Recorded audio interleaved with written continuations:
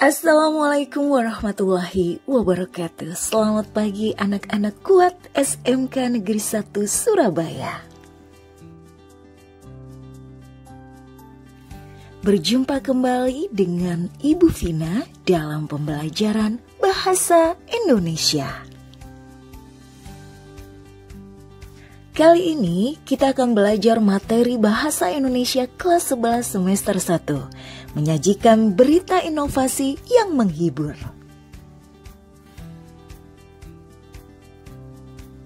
Berita menjadi sarana bagi kita untuk mendapatkan berbagai informasi yang tersebar di seluruh dunia.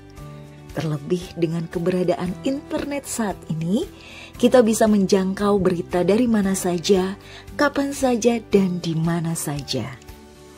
Salah satu bentuk berita yang banyak digunakan oleh masyarakat adalah bentuk teks berita. Teks berita akan menyampaikan informasi dari sebuah peristiwa atau kejadian aktual dan faktual yang diinformasikan secara tertulis. Meskipun kalian tidak hobi membaca koran, tetapi kalian sebenarnya juga menjumpai teks berita ini ketika berselancar melalui media sosial.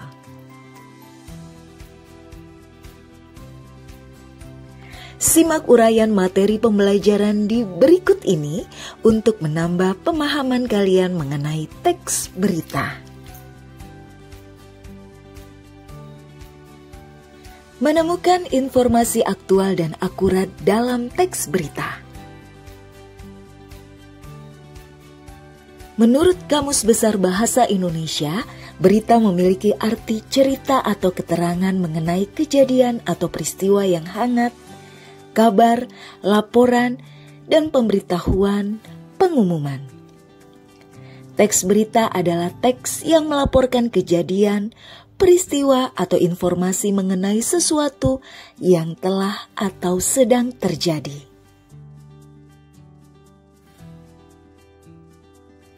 Penyampaian informasi dapat dilakukan melalui berbagai media. Setiap saat, radio, televisi, surat kabar, dan internet menyajikan berita yang sangat beragam. Berdasarkan cara penyampaiannya, berita dibagi menjadi dua jenis, yakni berita disampaikan secara lisan dan secara tertulis atau dalam bentuk tulisan. Penyampaian berita secara lisan sering kita dengar dan lihat di televisi. Sementara itu, berita yang disampaikan secara tulisan banyak dijumpai di media cetak atau online. Berikut ini merupakan ciri-ciri berita. Yang pertama, faktual. Faktual berarti suatu kejadian yang bersifat nyata atau benar-benar terjadi dan dapat dibuktikan kebenarannya. Dalam teks berita, faktual bisa bermakna fakta terbaru yang ditemukan dari suatu peristiwa lama atau peristiwa yang baru saja terjadi. Berita yang disampaikan tidak boleh bersifat membohongi atau memprovokasi masyarakat. 2. Aktual. Berita juga mengandung informasi yang aktual. Menurut Kamus Besar Bahasa Indonesia, aktual adalah baru saja terjadi, hangat, atau saat ini sedang terjadi. Aktual berarti suatu kejadian yang sedang hangat menjadi pembicaraan masyarakat. Berita yang hangat akan disajikan oleh lebih dari satu media massa, baik situs maupun non-situs, misalnya surat kabar. Oleh karena itu, cek silang selayaknya dilakukan pada informasi dari sumber non-situs seperti surat kabar. 3. Akurat. Informasi yang disajikan dalam berita harus akurat, yakni mengandung data yang benar dan tepat. Periksa fakta informasi dengan cara memastikan sumber berita. Pastikan bahwa alamat situsnya adalah situs resmi atau sudah terverifikasi. Akan lebih baik jika dilakukan cek silang dengan sumber berita yang lain. Hal ini sebaiknya juga dilakukan pada sumber berita non-situs. Kebiasaan melakukan cek silang akan menumbuhkan kemampuan literasi digital agar mampu menjadi pemirsa informasi secara berimbang. Ciri berita selanjutnya adalah seimbang. Berita yang disajikan harus seimbang, artinya tidak memihak salah satu pihak. Berita yang memihak salah satu pihak dapat menimbulkan keresahan dalam masyarakat serta berpotensi menimbulkan perpecahan. 5. Sistematis. Sebuah berita harus disajikan secara sistematis atau berurutan agar jelas dan mudah dipahami. Berita disampaikan secara urutan kronologi bagaimana peristiwa atau kejadian tersebut terjadi. 6. Lengkap. Berita harus menyampaikan suatu peristiwa atau kejadian secara lengkap agar masyarakat mendapatkan informasi yang lengkap pula. Sebuah berita harus mengandung 5W dan 1H. Unsur tersebut harus ada dalam berita agar tidak menimbulkan kerancuan dalam masyarakat. Sebuah kejadian hangat akan diminati dan akan menjadi berita utama atau headline, baik di surat kabar maupun televisi. Perlu diperhatikan bahwa sebuah berita selayaknya mengandung data yang tepat dan benar. Penulis berita dan wartawan yang bekerja di redaksi surat kabar atau televisi harus memastikan bahwa berita yang mereka tayangkan mengandung kebenaran fakta. Hal ini menyangkut kredibilitas dari sebuah surat kabar, televisi, atau media yang lain. Meskipun demikian, pembaca harus mempunyai kemampuan untuk melihat dan memeriksa apakah informasi tersebut bersumber dari sumber yang cukup kredibel dan sudah terverifikasi. Keakuratan sebuah informasi dari sebuah berita merupakan syarat mutlak. Oleh karena itu, sebuah berita harus aktual dan akurat agar dipercaya oleh masyarakat. Mengenali struktur dan unsur teks berita. Banyak yang memahami semua peristiwa bisa diangkat menjadi sebuah berita. Rupanya, pemahaman itu salah besar. Ada syarat-syarat tertentu agar peristiwa itu bisa diangkat atau ditulis menjadi sebuah berita. Sebab, berita yang pada nantinya dimuat di media massa akan memiliki peran yang sangat penting sehingga menjadi sumber informasi untuk masyarakat.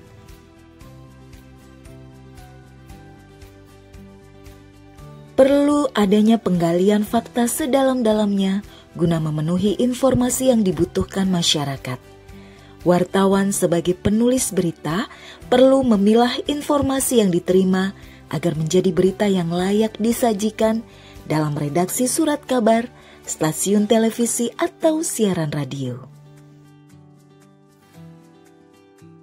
Berikut adalah kriteria sebuah peristiwa yang layak dijadikan berita. Yang pertama, aktual dan faktual. Aktual adalah suatu kejadian yang sedang hangat-hangatnya menjadi pembicaraan orang banyak, bersifat kekinian atau baru. Dalam teks berita harus mengandung unsur terkini, terbaru, terhangat, baru saja atau sedang terjadi. Selain itu, bisa juga merupakan fakta terbaru yang ditemukan dari suatu peristiwa lama atau peristiwa yang baru saja terjadi. Sementara itu, faktual berarti suatu kejadian yang bersifat nyata, benar-benar terjadi dan tidak terikat oleh waktu, baik kejadian itu terjadi saat ini maupun di masa lalu. 2. Kedekatan atau proximity. Satu di antara pertimbangan seseorang untuk membaca sebuah berita adalah adanya unsur kedekatan. Unsur ini mempengaruhi aspek psikologi seseorang. Suatu berita yang mengandung unsur kedekatan dapat mempengaruhi seseorang, baik secara pribadi maupun kelompok masyarakat. Terlebih pada berita-berita yang berhubungan dengan dirinya. Tidak hanya kedekatan secara psikologis saja, tetapi juga lokasi kejadian. Ada dua jenis kedekatan yang akan mempengaruhi minat pembaca, yakni kedekatan geografis dan psikologis. 3. Penting. Penting tidak sebuah berita tidak ditentukan oleh besar kecilnya atau panjang pendeknya berita, tetapi ditentukan sejauh mana masyarakat membutuhkan. Kebutuhan ini tidak hanya sekadar kebutuhan informasi, melainkan juga menyangkut hajat orang banyak. 4. Kejadian luar biasa. Hal-hal yang jarang terjadi akan menarik jika menjadi berita. Biasanya, berita merupakan kejadian-kejadian unik dan menarik. Maka, hal-hal yang biasa terjadi atau tidak terlalu menarik untuk dibaca.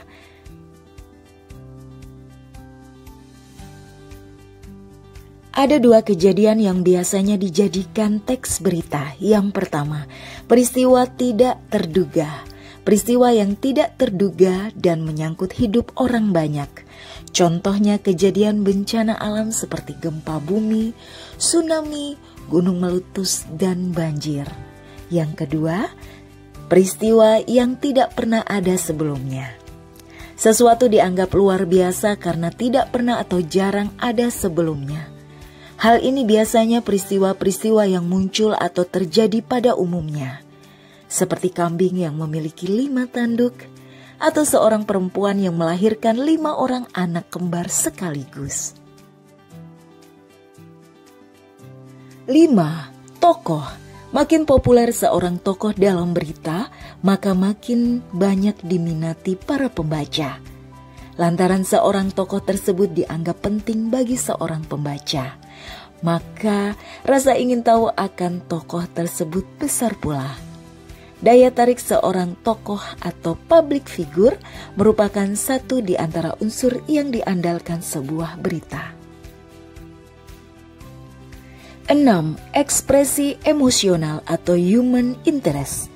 Segala sesuatu yang berhubungan dengan manusia selalu menarik untuk diikuti. Dalam sebuah teks berita, tidak ada satupun yang lepas dari unsur human interest, karena melibatkan perasaan manusia sebagai sumber berita. Setiap kali kita membaca berita, ada unsur kemanusiaan di dalamnya yang membuat perasaan seseorang tersentuh.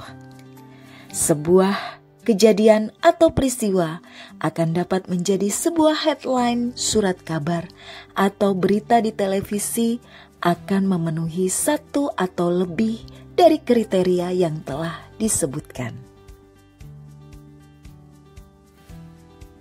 Berdasarkan kriteria tersebut, maka disusunlah struktur dan unsur naskah berita. Mari kita bahas satu persatu. Yang pertama, struktur berita.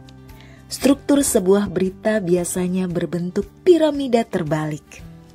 Menurut Kamus Besar Bahasa Indonesia, piramida terbalik memiliki arti bentuk atau bangun seperti piramida yang puncaknya di bawah, atau bentuk susunan naskah berita yang mendahulukan klimaks dan diikuti oleh bagian yang sangat penting sampai ke yang kurang penting.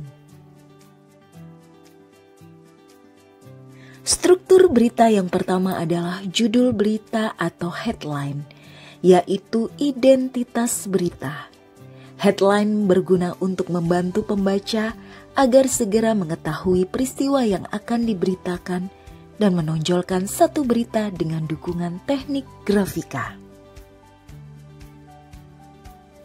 2. Pembuka atau teras berita atau lead, yaitu kalimat pembuka di paragraf pertama yang memuat fakta atau informasi terpenting dari keseluruhan berita yang disampaikan. Lead merupakan saripati sebuah berita yang melukiskan perkembangan berita. 3. Perangkai atau bridge, yaitu kata-kata atau kalimat penghubung antara teras berita atau pembuka berita dan tubuh berita. 4. Tubuh berita atau body, yaitu kalimat-kalimat atau paragraf-paragraf yang merupakan kelanjutan dari teras berita atau pembuka berita. Di tubuh berita terdapat penjabaran yang lebih terperinci dari gagasan yang terdapat pada bagian-bagian sebelumnya. 5. Kaki berita atau leg, yaitu bagian akhir atau kalimat penutup dari penulisan berita. Akhir berita disebut juga ekor berita yang berisi kesimpulan dari peristiwa atau dari narasumber.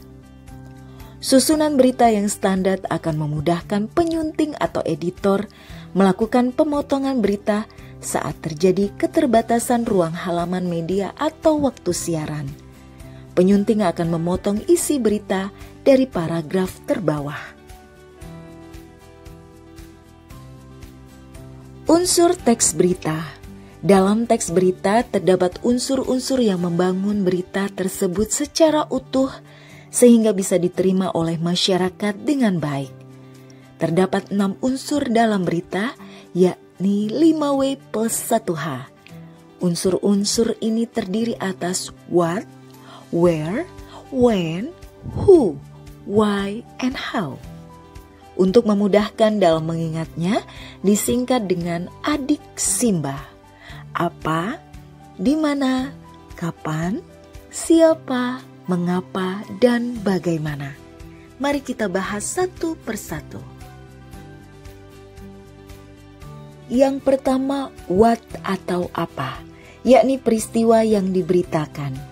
Unsur apa dalam berita biasanya membahas mengenai peristiwa yang sedang hangat dibicarakan oleh masyarakat. 2. Where atau di mana, yakni tempat peristiwa itu terjadi. Berita harus memuat lokasi kejadian sehingga berita menjadi terperinci dan dapat dipahami dengan mudah. 3. When atau kapan, yaitu waktu terjadinya peristiwa yang sedang dibahas dalam berita. Waktu terjadinya peristiwa harus dijelaskan secara jelas sehingga berita menjadi mudah untuk dimengerti dan diterima masyarakat. 4. Who atau siapa, yaitu subjek yang bersangkutan dalam berita tersebut. Orang-orang yang terlibat dalam berita harus disebutkan secara jelas sehingga tidak menimbulkan kesalahpahaman. 5. Why atau mengapa, yakni alasan peristiwa yang diberitakan itu terjadi.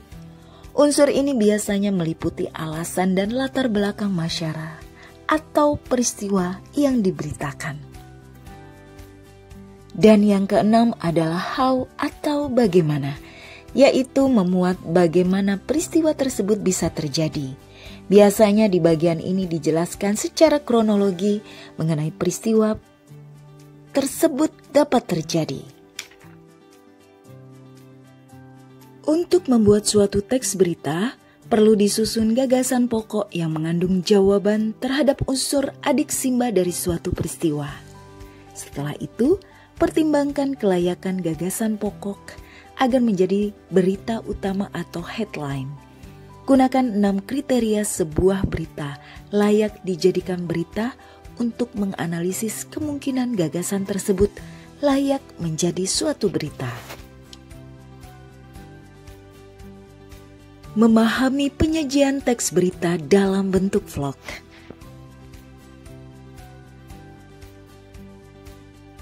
Perkembangan dunia industri digital mengalami peningkatan yang cukup pesat setiap tahunnya. Salah satunya adalah adanya penyajian berita atau peristiwa terkini menggunakan vlog.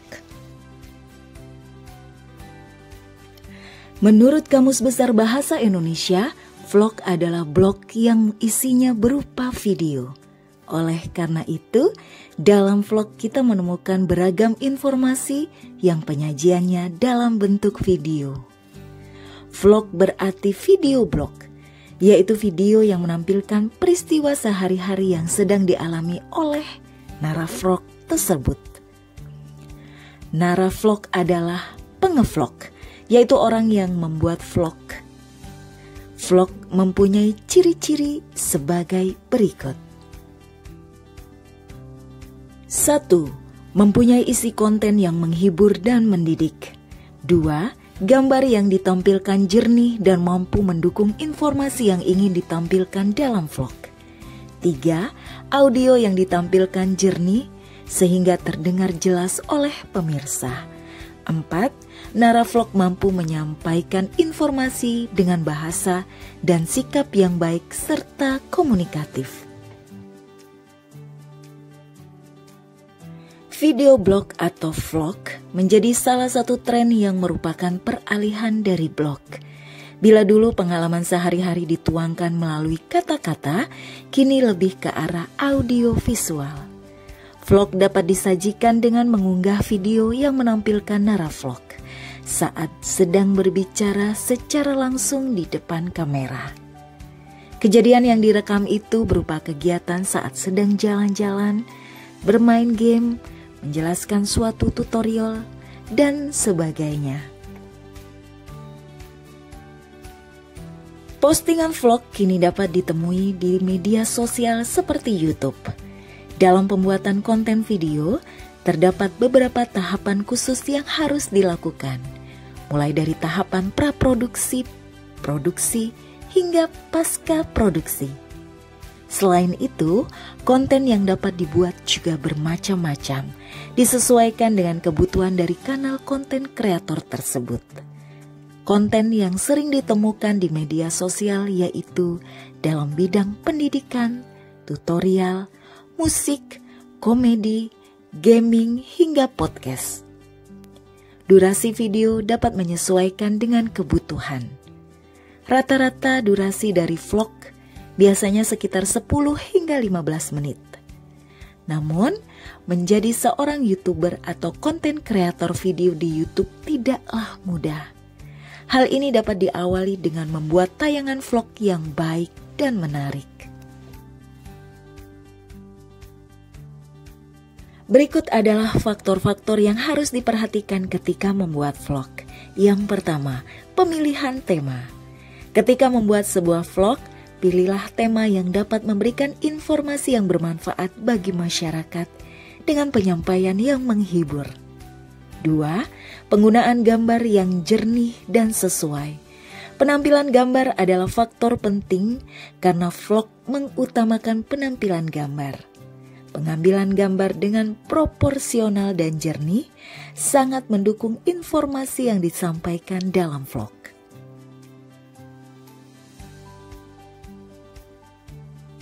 3. Penggunaan audio yang jelas dan jernih. Faktor lain yang perlu diperhatikan adalah audio yang jernih dan jelas. Audio yang jernih dan jelas mendukung penyampaian pesan atau isi berita dengan baik.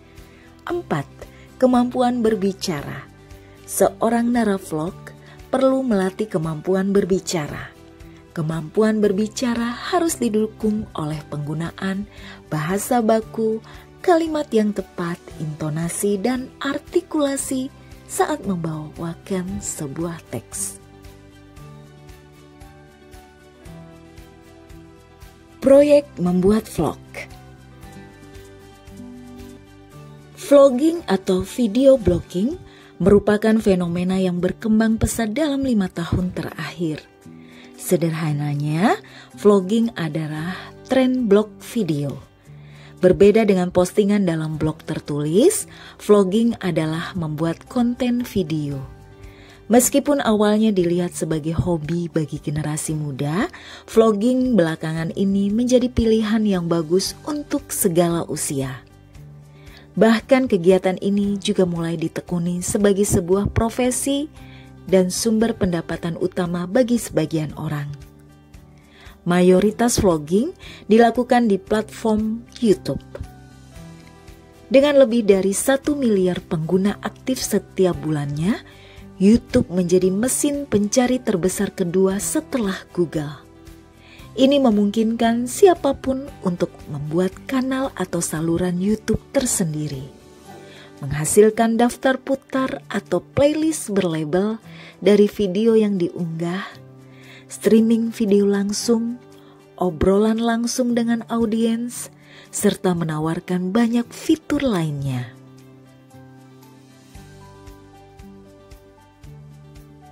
Vlogging dapat menjadi media yang ideal untuk individu dan bisnis. Namun, membuat video yang mampu menarik banyak penonton bisa jadi jauh lebih sulit. Berikut ini merupakan langkah-langkah membuat vlog yang menarik untuk pemula. 1. Merencanakan ide konten video. Merencanakan ide konten merupakan hal yang sangat penting. Catatlah konsep-konsep yang muncul dalam pikiran, lalu lakukan breakdown mengenai ide yang paling menarik dan unik. Pastikan ide atau konsep disusun dengan matang, sehingga video yang dibuat memiliki sesuatu hal yang menarik, baik alur setiap video maupun kreativitas dalam pengeditan. 2. Menyiapkan peralatan. Ketika membuat sebuah vlog, tidak membutuhkan banyak peralatan. Pada zaman yang serba digital seperti saat ini, kita dapat membuat vlog hanya dengan ponsel. Namun, kamera dari ponsel tersebut haruslah berkualitas cukup baik. Agar kualitas video semakin bagus, sebaiknya gunakanlah tambahan berbagai alat. Misalnya tripod, stabilizer, mikrofon, dan sebagainya. 3. Melakukan pengambilan gambar, penyuntingan, dan unggah video. Saat pengambilan gambar, perhatikan pencahayaan, sudut pengambilan gambar, dan sinematografi dasar lain. Hal-hal kecil tersebut akan membuat video terlihat lebih elegan dan menarik.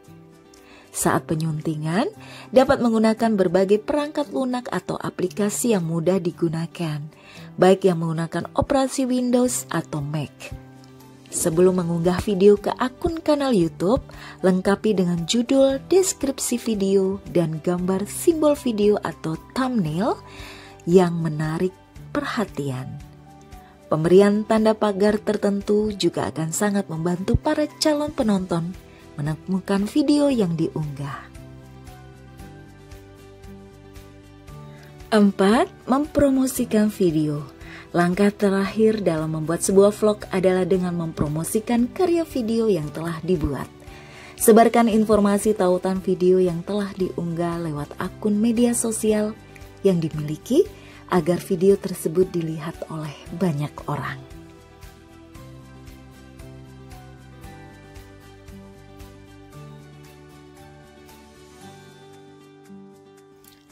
Demikianlah materi pembelajaran kita hari ini. Sampai berjumpa di materi pembelajaran bahasa Indonesia lainnya. Salam dari SMK Negeri 1 Surabaya. Kuat! Wassalamualaikum warahmatullahi wabarakatuh. Sampai jumpa.